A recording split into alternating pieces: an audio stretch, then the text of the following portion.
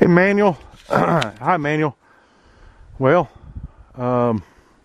look at your land. Your 35 acres here, which ends about, right up in here, and goes for a little less than a quarter mile down this direction.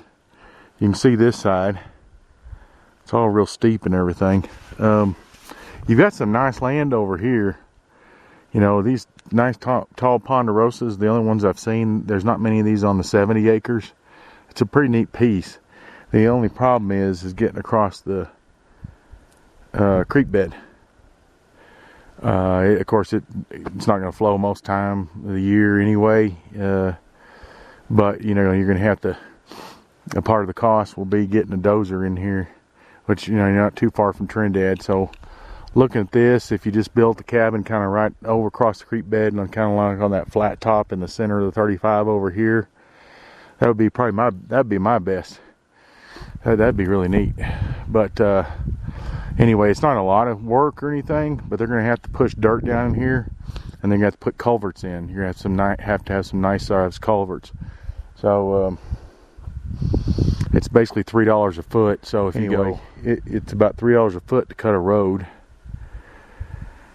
And I would probably start pushing the dirt here, getting it down in there, building up the dam to put culverts in the bottom, and then build up the roadway just a little bit so they can knock a road right up in there and then make a flat area up in that side.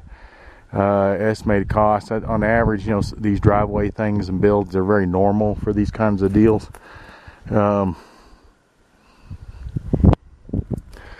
would expect anywhere between $3,000 and $5,000 to do the road and do it right, get it up there.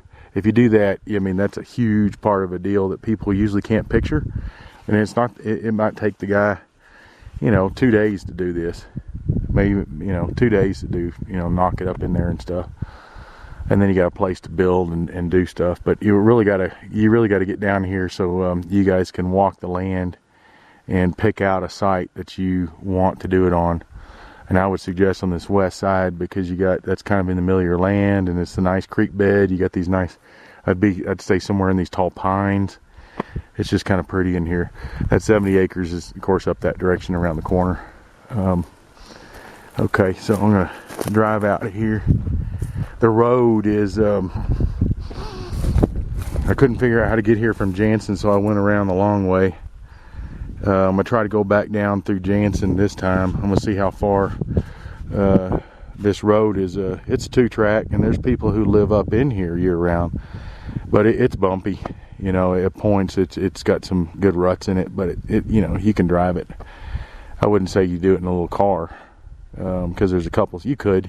There's a couple of spots that are got some ditches in it, but you could drive it. You can see the land over here. You can see how it on the upper portion up there, it goes into those short pines again. So this area in here with these tall pines and stuff, it's got some moisture in here. These pines are tapping.